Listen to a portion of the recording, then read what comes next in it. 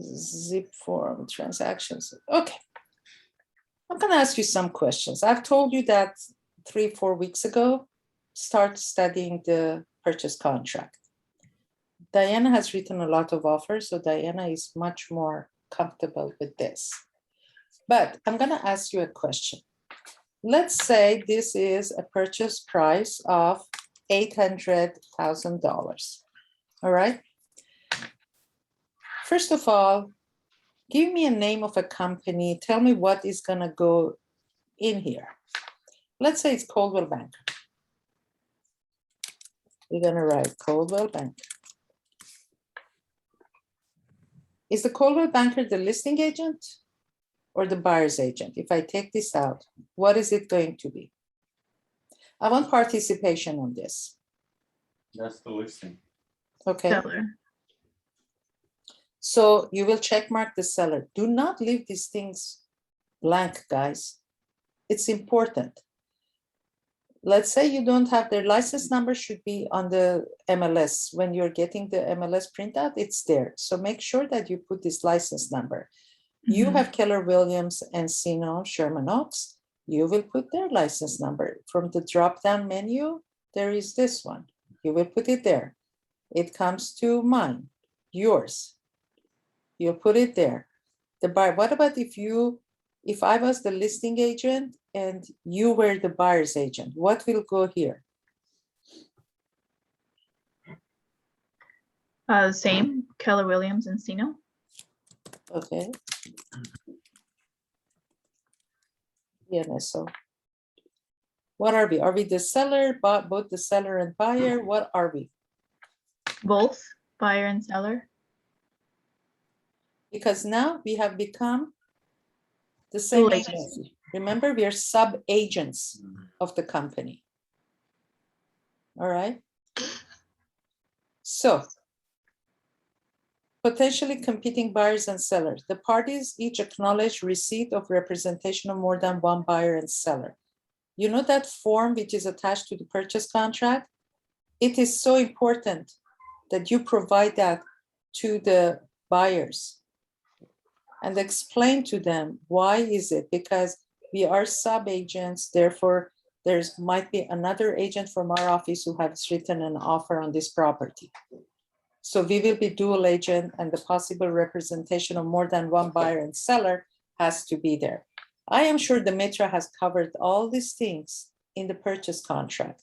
If you have forgotten it, please, please, please go back to that class or look at the recording.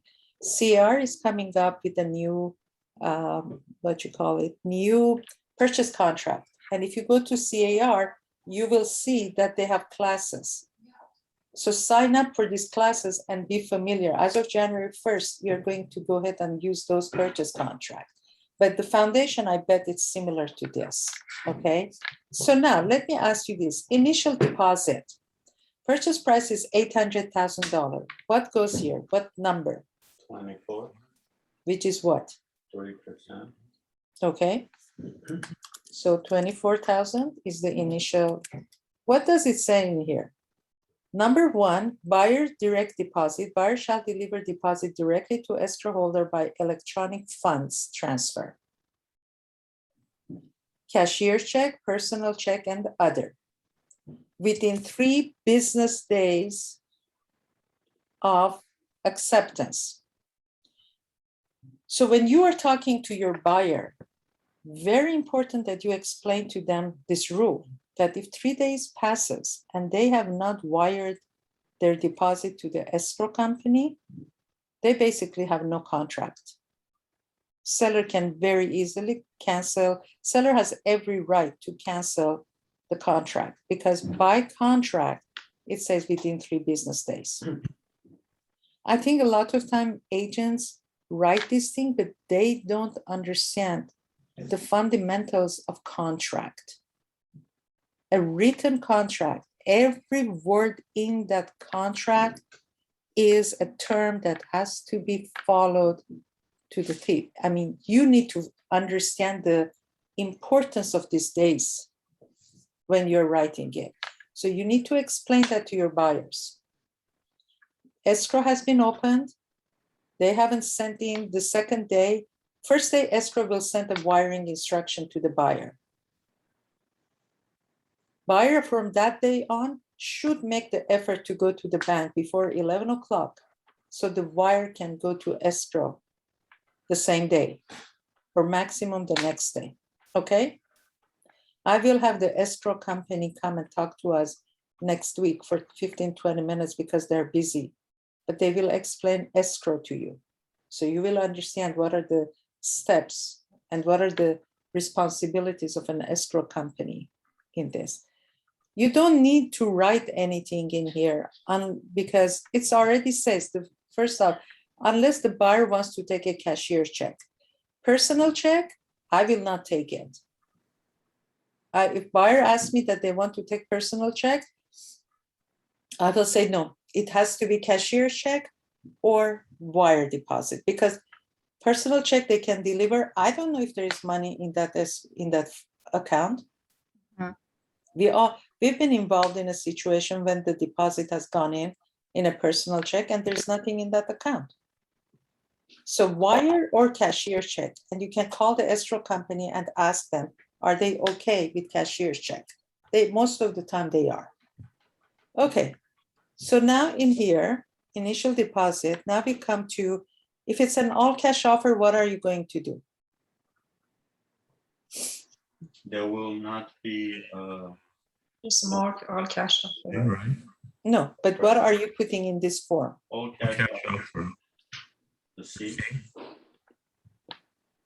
Right, Diana, you've done this. Yeah. Okay, so let's say there is no all cash offer. Let's say there is a loan. And when, by the way, when it says there's an all cash offer and no loan, the offer is not contingent on buyer obtaining a loan. Written verification of sufficient funds to close this transaction is attached to this offer. So make sure that when an investor comes to you and says, oh, I'm going to write all cash offers and etc., you are the agent. You need to ask them at that time, I need to have a bank statement or something showing that this money is in an account, a local account in United States, and it's not coming from abroad. You need to see that statement before you write the offer. Why? Because their intention might be that they're going to get hard money loan to cover the all cash. So even though they're writing an all cash offer, they really don't have that money yet. And when it's a hard money loan, even though they have no contingency, but is there a possibility that their hard money loan doesn't go through? Of course there is. So you need to know all the facts about your buyer's financial situation so you can explain, first of all, you know it. And if you're the listing agent, you need to ask for these things.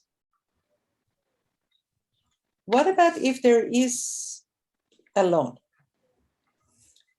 I have read it. So tell me, what will be the amount here? Let's say it's an 80%, 20% down payment.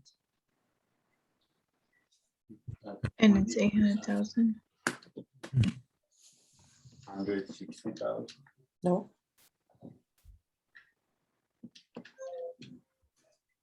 $160,000 is the down payment.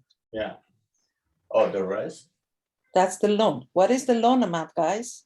136, How much? 136. No.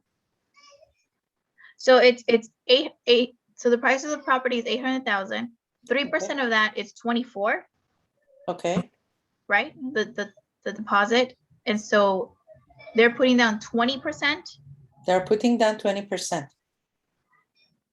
So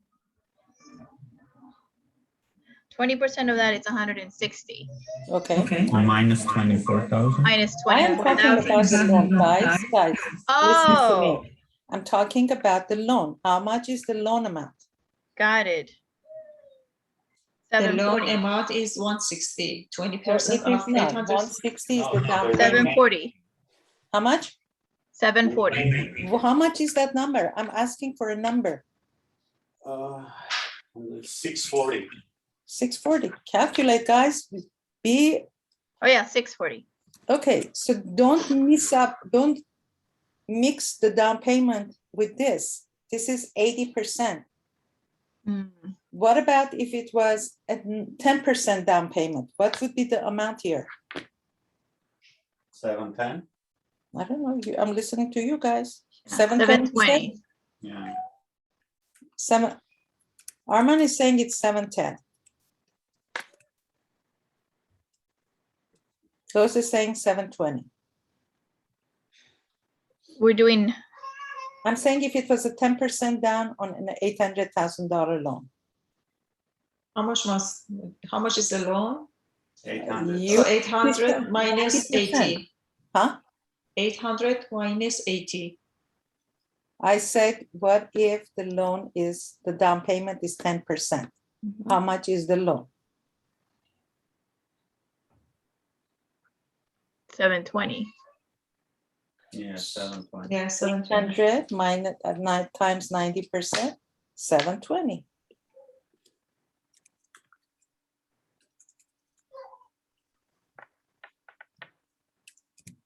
$720,000, right?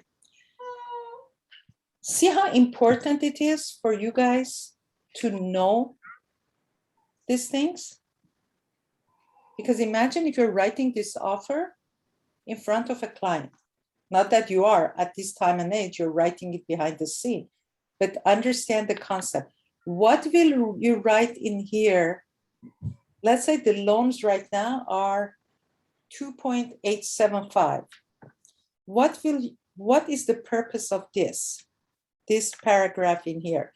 This loan shall be at a fixed rate not to exceed. What is the purpose of this paragraph? So To the protect- buyer, yeah, to protect buyer. Okay, so what will you write there? If the interest rate is 2.875, what interest rate will you write there? Not to exceed 1 point extra. What did you say? I would go but half a point Uh-huh. or 1% higher, and I would write 3.5%. Hmm. Why? Because if all of the sudden interest rate jumped to 4%, my client has a way out. Like you guys said, you are protecting the buyer. Okay? And So I would you're- always say loans not to be more than 1%. Mhm. Most of the time there is no loan, but if there is, you will explain to your buyer that lenders usually charge a point on the loan, and each point is 1% of the loan amount. So if it's $800,000 or $720,000 loan, 1.1% is $7,200 fee, which will be added to will be part of their closing costs. And you will have to ask the lender, is there a point that you're charging the buyer? So you know, and the buyer should know, and you will explain it to your buyers that when you're talking to the lender, ask them, are they being charged a point? Because they need to know these numbers in order for them to know how much extra money other than this down payment do they need to bring to the table as part of their down payment, because this is going to be part of the cash required for their closing costs, part of escrow fees. Got it. So your rule of thumb is 1%. Half to 1%. Yeah, for this is 1 point, here is 3.5. Right. So regarding that fixed rate, the rule of thumb for you, it's because I took the Demetrius class and her example was 4%. So it really depends on where the rate is, and then just go 0.5 or 1% max. I will go 0.5 or 1% above that. Okay. Now here, let's say the asked seller shall pay $5,000 toward buyer's closing costs.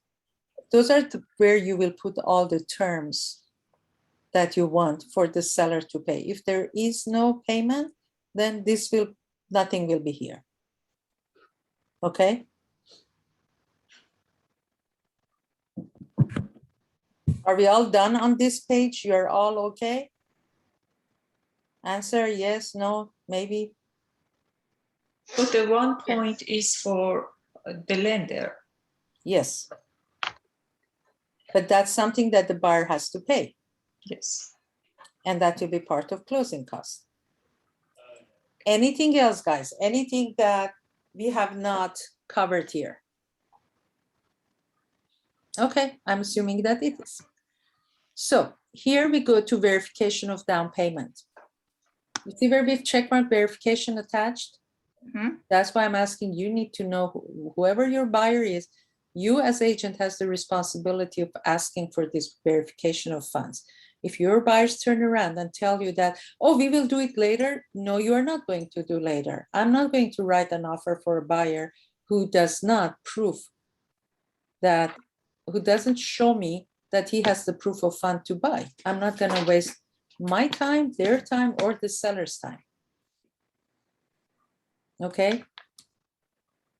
Let me just make this like this.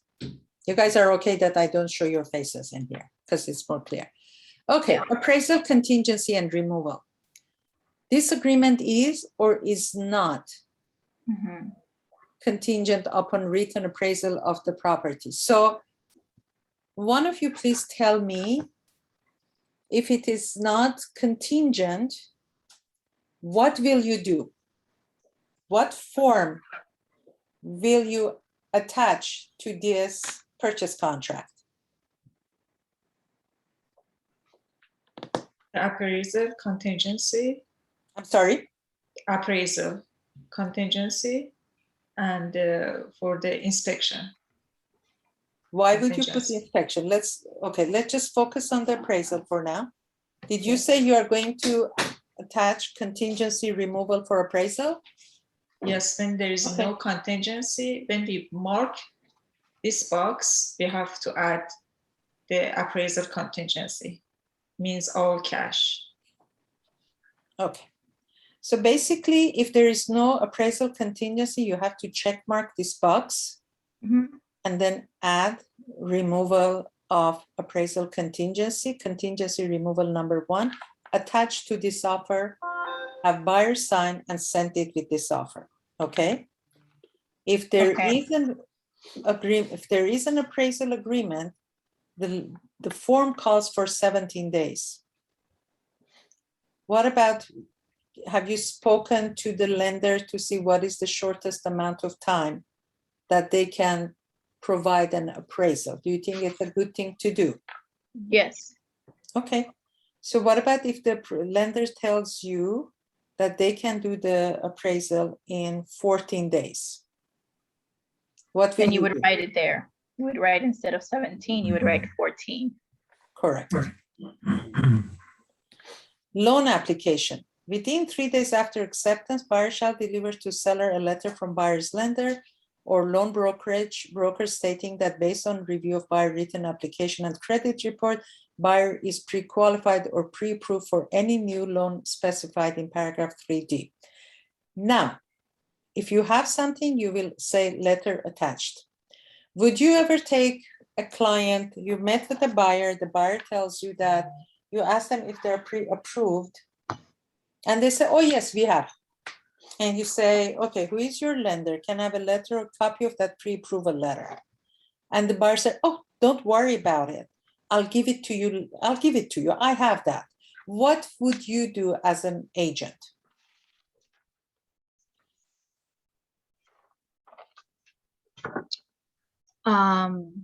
You insist that you like to see it because you need to attach it to, if they ever decide to submit an offer, then you need to attach that letter, right? Correct. Correct. And you will also ask them, call the lender, and you ask the lender, have you received a full application from this buyer? Have you done a credit check? Have you verified the source of down payment? And their, debt to income ratio. Hmm. We all know there are lenders, friends who will just write an approval letter without having any of those things. And you don't know that lender. It might be just a small one-man show who's doing a great job, or it's a small one-man show who doesn't do a great job. You just want to make sure that you're working with a legit buyer, able buyer financially, who can purchase this property. Your job is to protect them and, your time, their time, and the seller's time. I have a quick question. Yes. Before when I started, I didn't pay attention between pre-qualified qualify and and pre-approved. pre-approve. But lately, I'm always asking Asking for for pre-approval pre-approval instead of pre-qualified. Okay, so the difference between pre-approval and pre-qualified is this. With pre-qualified, the lender is just asking, how much is your income? How much debt do you have? Are you working? Where are you working? How much was your tax returns last year? It does not mean that they have received an application, that they have reviewed their last 2 years' tax returns. They have not pulled a credit report on this borrower. They haven't done most of these things. So it's a pre-qualified. It really means nothing if you ask me. If with my buyers, I know that the lender that I work with, or the 2 or 3 lenders that I work with, not that I'm affiliated with them, but by experience, I've learned that those are all good lenders. And if they say this buyer is approved, I have no problem. But I ask them for a DU approval, meaning that the borrower has to fill in an application, their credit has to be run, the verification of down payment should be checked, everything has to be checked except title, except verification of employment. But DU approval, it is gone under underwriting. That's the kind of approval I'm looking for, and that's the kind of approval most of the listing agents are asking nowadays. Okay? Does that? You said BU as in buyer underwriting? DU. DU. Yeah. What does that stand for? Desk DU. underwriting, I believe. DU underwriting? Well, just DU is desk underwriting. That Oh, means that the desk lender, underwriting. Okay. the lender will just put in all the information into their computer, into the software that they have with the lender, the wholesaler, or the bank that they're working with, whatever. And the system will say how much loan they're approved with and what are, whether these documents that they have been provided are sufficient or not for that. Okay. Loan contingency removal. Within 21 days after acceptance, buyer shall, as specified in paragraph 14 in writing, remove the loan contingency or cancel this agreement. If there's an appraisal contingency, removal of the loan contingency shall not be deemed removal of the appraisal contingency. So as a listing agent, I know most of the offers which are coming in nowadays have 14, 15-day loan contingency removal. I also know that a lot of buyers, agent will just write 12 or 14 days, but then they will come back and ask for an extension. So in my opinion, what I will recommend is when you're talking to the lender before writing this offer, you ask them, how many days do you think realistically you need in order for this loan contingency to be removed? And if most of the lenders will tell you that they need at least 17 days or the 21 days. Now, mind you, if you have only a pre-qualification letter, that means that from this point on, the buyer has to submit an application, the tax returns and all this. And that's why you're looking for a DU approval, because that means the lender has all of those things. And based on that, it can say 17 days is okay. So talk to your lender and see what number you should put here. If he says I need 21 days, then you know what? Then you put 21 days.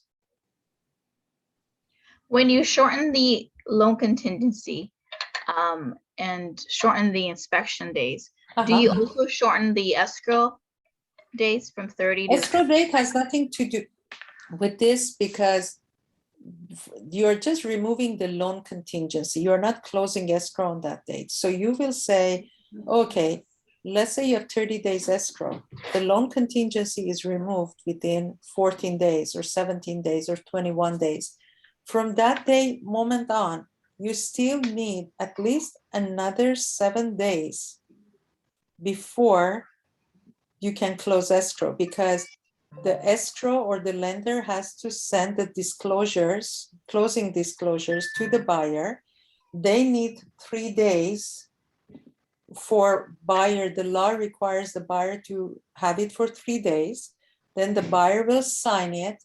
That will go back to the lender. The lender will order the loan documents. Loan documents may take 24 hours or 48 hours to be prepared by the lender, and it will go to the escrow. Once the escrow receives it, they will look at all the numbers and everything, and that's when they will call the buyer and say, hey, the loan documents are in. This is how much you need to bring in addition to your down payment, with all the expenses, which are the title fee, escrow fee, lender fee, notary fee, prorations, and all these things. So you have to come in, make an appointment, come in, sign the loan documents, and that's what the buyer will do. The buyer will go to the escrow and sign the loan documents. Then the loan documents will go back to the lender. The lender will review it, and then within 24 hours, they will say, or 48 hours, they will fund the money. When we say fund the money, that means the money will go from the lender to the title company, and the escrow has the deposit by then and all the closing costs.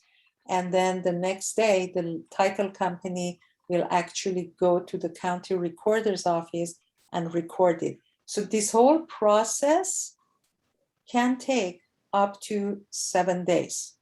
Mhm. Okay? So loan contingency doesn't mean close of escrow.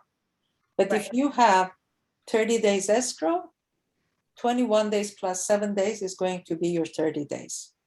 14 days plus, let's say, 7 days is going to be what? 14, 6, 21 days. If you want to close escrow and seller is ready to close escrow before that, hey, that's fine. But maybe the seller doesn't want to close before 30 days because they have to move. Right. Okay. So that's the whole part. If the buyer is going to get a loan, but they're so confident that their loan will go through, then the buyer may ask you, remove my loan contingency. I have a loan, but I don't have a loan contingency. Okay?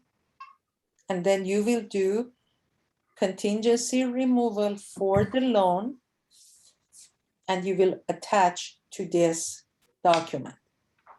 The danger with this is, and you have to explain it to your buyer, that when you do a non-loan contingency, now you only have 2 ways to get out of this transaction. One is through your inspection, and if the house doesn't appraise, if you have the appraisal contingency check mark.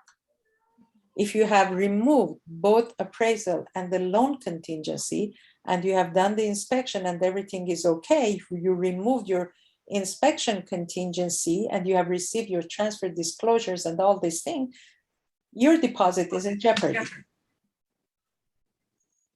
So when you are doing a buyer consultation, it's important to understand every sentence in this purchase contract. So based on that, you can explain it to your buyers. because at the end of the day, it's their deposit which is going to be in jeopardy. Make sense? Mhm. Okay. You would also click on no loan contingency when it's a cash offer also. Well, if you do an all cash offer in here, Mhm. where is it? If you say all cash offer, look, everything else is Disappears, taken right? down. And you won't be able, no matter how much you try to put a check mark in it, Oh, got it. it will won't. not happen. Got it. Okay. So there's no need to click on that also. Okay. No, it will not, the system will not allow it. Got it. Okay. Okay, so read this part. I'm not going to go through it, but read and understand so that you can explain it to your buyers. What about if the buyer has to sell their house in order to purchase this property? Mhm. Then you will put, first the option is the agreement, disagreement, and buyer's ability to obtain financing are not contingent. Okay, so in the absence, if this is not check marked, that Mhm. means paragraph 4A applies, that there is no Okay. house that the buyer has to sell. But if you check mark this, then it says disagreement and buyer's ability to obtain financing are contingent upon the sale of property owned by buyer as specified in the attached addendum, which is called COP. So right now I'm going to write two forms, right? You have COP and you have contingency removal forms Mhm. Mhm. that you have to use. So you need to go and you need to learn what COP form looks like, what COP form is asking. So you will be comfortable in case you meet a buyer who has to sell their property. I'm not going to go through that, but it's your job to understand and learn that form, okay? Because most probably by the time you're done with this, I am going to ask you about these forms. And at that time, you have no reason, no excuse for not being way familiar with these forms, okay? Promised? Yes. Committed? Yes. Okay. So here are certain things. If you have a COP, then the system, as soon as you check mark this, system automatically will bring COP as part of this purchase contract. Here are all the other things. If you have a property which is a septic tank, very important.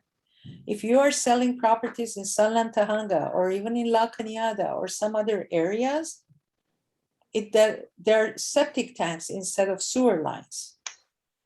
Very important that when you're reading the MLS to see if the property is on septic or is it on sewer. If it is on septic, definitely you need to mark this. And it will say form septic inspection, well inspection is successfully added. Mhm. I am bringing this to your attention that if you are in Santa Clarita area, if you are, like I said, Sunland, Tahanga, La Cañada, and if there is septic, you need to have the septic inspection as part of the inspection and be familiar with that form.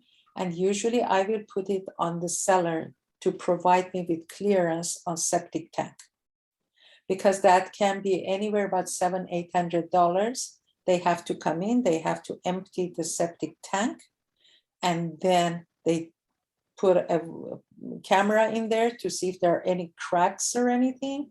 And if there are any cracks and the septic tank has to be taken out and be replaced, that can be thousands of dollars.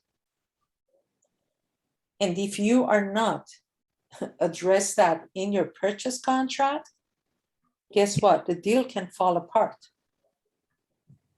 So reading the MLS as a buyer's agent is very important. And if you are the listing agent and you're going on a listing, you need to ask, one of the questions is, are you on sewer or are you on septic?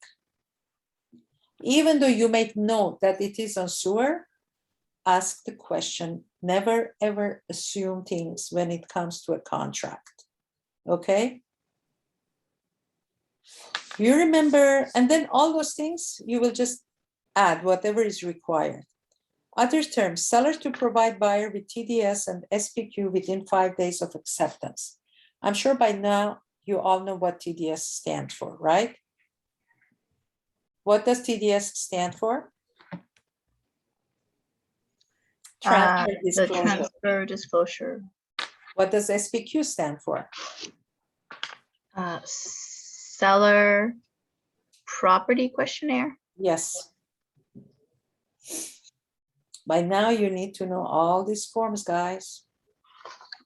And when we go to the reports and disclosures, we will talk about the importance of these forms. The only reason that I have said we need 5 days is because I said if we are doing inspection in 7 days, why did I tell you to put 2 days before that? So before you're doing inspection, you have everything, you know what's going on with the property. Yes.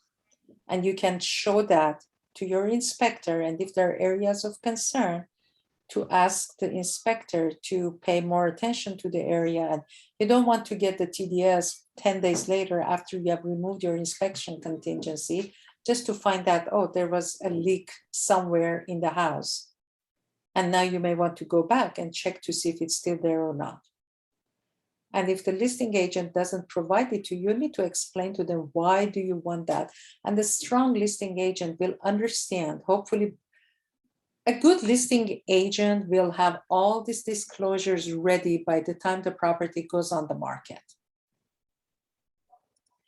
Make that a habit that when you become a listing agent, you hire the transaction coordinator immediately. You send the listing agreement to the TC and you ask them to please send all the disclosures to the seller and have them complete and sign. And if you have to sit down with your sellers to go over these disclosures, you need to be very familiar with this TDS and SPQ and other things so that you can explain to them correctly. You can't touch the form, but you can explain to them why is it important that they put everything. We'll go over this later. But if there is a class on TDS and SPQ, please attend. All right? How much time do we have? 10:20. We have 10 more minutes. Allocation of cost. This is where I see a lot of people leave things vacant. Seller shall pay for the natural hazard disclosure report, including tax or environmental. Prepared by, you can either say Premier NHD or seller's choice. Okay? Because we can't dictate who they can use, but if we know a company that they have good track record, why not put it there? And if the listing agent has their company, so be it. Buyer shall pay for the inspection report, including sewer line inspection. At this point, when buyer is doing inspection, they can do sewer, they can do termite, they can do chimney, they can do foundation, everything, whatever it is. It's during these 7 days that they have. If they have to go to the city to check, let's say the buyer is buying this because they want to tear it down and or build, there's a house, they want to build an ADU. During these 7 days, they need to contact the city that they're buying this property at, give the address and see if they can go ahead and do an ADU there. What about if the buyer wants to add a second floor? They need to go to the city and check to see if in this area they can add a second story to their house. Because if they add a second story and it blocks the view on the hillside, it blocks the view of the house, behind them. Maybe there's a neighborhood association law which will prevent it from them. They really have to do their due diligence during this time. And you need to guide them and tell them that please go ahead and do it, because you do not want to be the responsible party for not telling them all the due diligence that they have to do. Believe me, if the buyers buy something and then they find out that they can't do one thing, the first person they're gonna come after is you, right? So you cover your bases, guys. It's an obligation and duty, but more than anything else, you need to protect yourself legally by telling or writing them what they have to do. And you have to tell them, go to the city, find out who the neighborhood, if there's a neighborhood association. Okay, So what's the department? Do they have to go? You- probably zoning or planning. Mm. That I can only tell them, go to planning and they will guide you to lead you to the direct department. I see some people put buyer and seller. No, it's only buyer. If there's anything else, you put it in here. Seller shall pay for smoke alarm and carbon monoxide device installation and water heater bracing if required by law. Well, it is required, so seller will have to do it. Seller shall provide buyer written statement of compliance in accordance with state that it's in and local law unless seller is exempt. Now, I had an offer come in on one of the listings that buyer said, oh, I'm okay. Buyer removes the retrofitting and compliance to be done by the seller. Well, they can't. Even if both buyer and seller agree that they don't want compliance or 9A report and whatever, if it is requirement by the state or by the local government, escrow will not close the transaction without the retrofit or compliance. So make sure you understand that and you explain it, especially to the investor clients. Buyer and seller shall pay for cost of compliance with any minimum mandatory government inspection and reports if required as a condition of closing escrow under any law. It doesn't say under buyer and seller agreement. Keep in mind and remind me to ask the escrow officer next week or the week after as to what we have to do in here. Seller shall pay for cost of compliance again. This is the 9A report, okay, that you're talking about. One more thing, I think I will go to item number 8 and we'll stop there. Buyer and seller shall pay. So what do you think will go in here? Quickly, because we're running out of time. So tell me, what shall I do in here? Both of them. Both. Okay, so both. What shall I write here?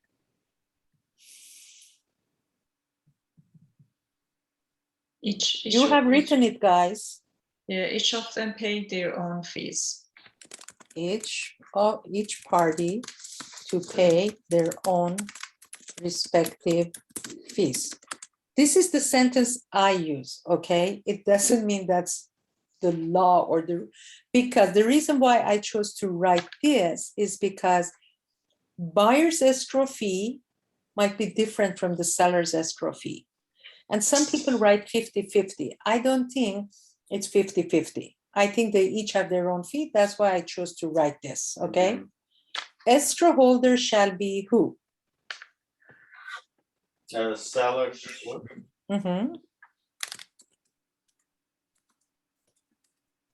You can write seller's choice or the escrow company of your choice. Let's say I work with Wonderland, I will write or Wonderland escrow or Glen Oaks escrow or whatever we want to write there. Or we will not write anything, we'll just write seller's choice, okay? What am I gonna write in C2? It says buyer and seller shall pay for owner's title insurance. What shall I do in here? Which one do I check mark? Seller. Okay. What do I write in here?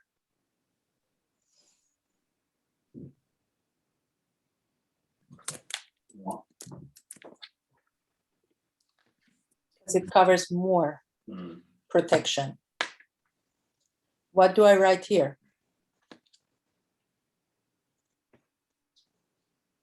Come on, guys, you've done it. You've written offers. Oh, owner's title policy to be issued by, um,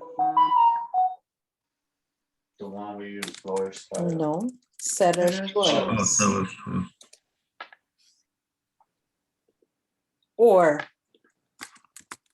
title company of your choice. I'm writing this. I'm not saying you write title company of your choice. It's your choice. Understand? Is it lawyer's title, Fidelity, Old Republic, whatever one that you work with? You will write here. Okay, other costs. I think I'm just gonna go over here. Okay. I think that's enough for today because it's already 10:28. And we Just, I have a question about the 9A. Yes, So the last offer that I wrote, the listing agent was asking me that the seller wants you to remove that one. I doubt it. I'm not, I don't think they can. Hmm. If it's the city of Los Angeles, they cannot ask that to be removed because who will be responsible if you close escrow and then there is a lien by the city on this property? Who is responsible for that? Yeah. Buyer. Will the buyer be willing to take that, or the buyer will come back and say, well, did you explain to me that if I remove this, I will not be able, I will be charged for this lien? What about if it's a big lien? Or mechanical. Well, mechanical lien is not part of 9A. So 9A 9A. is everything about the city putting a lien on a property. Oh, Okay.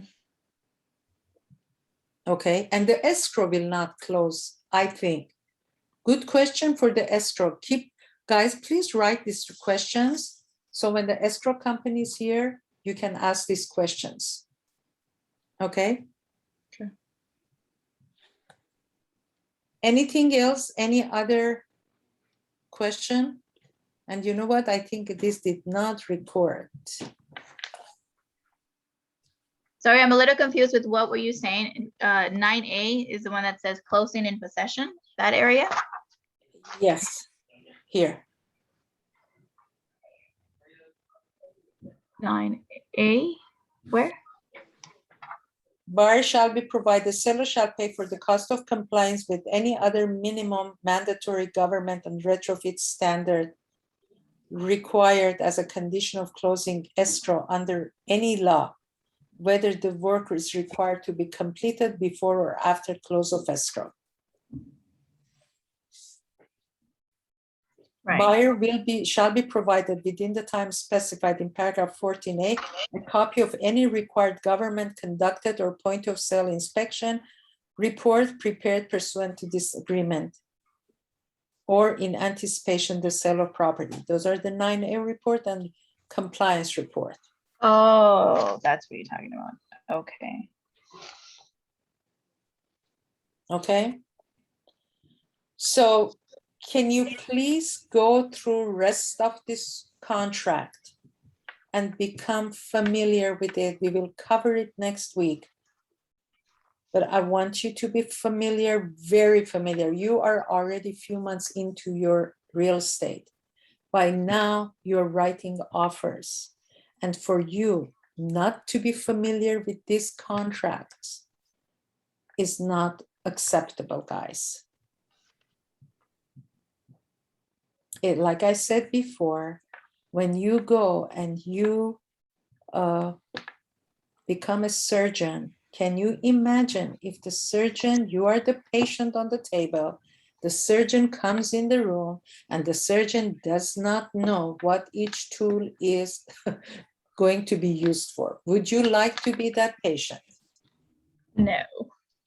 Would you like to be the buyer who is being represented by an agent who is not even familiar with the most important document to protect them? Would you be comfortable if you knew that agent that you're working with is on that level? Right. You will not. I will not. You have me. You have your mentors. But it's up to you. We cannot learn for you guys. I'm begging you. I'm asking you. I'm asking for your commitment. And this will be the last time I'm asking this, because after this, even though I will review your purchase contracts, it will not be acceptable to see a contract which is, excuse my language, written half-assly. Because you know that. I understand you will be nervous, and I will review it if I have to review it 10 times. But it should have been done properly, because it also reflects the listing agent perception of you will be based on this offer. When I get an offer, I've told you this before, when I get an offer that is written half-assly, I already know in my mind, I do not want to work with this agent, because I will be the one who will be taking care of it. And whether I like it or not, 50% of control is in her hand or his hand. And I just don't want to do it. So if I have to ask, and I will share that with my sellers. I will say, look at the way this offer is written. It reflects what kind of agent we are going to be dealing with. And look at this one offer, which has been written properly. That means that this agent knows what he or she is doing. And you are not there to protect yourself. And like that, your offer will be taken off the table. I don't know how else to just bring it to your attention. That's what's going to happen. Okay. Anything else before we say bye? Thank you. All right. Love you guys. Thank Love you. you. Thank you. Unfair share of the market. Thank you. Bye. Bye. Bye. Damn record.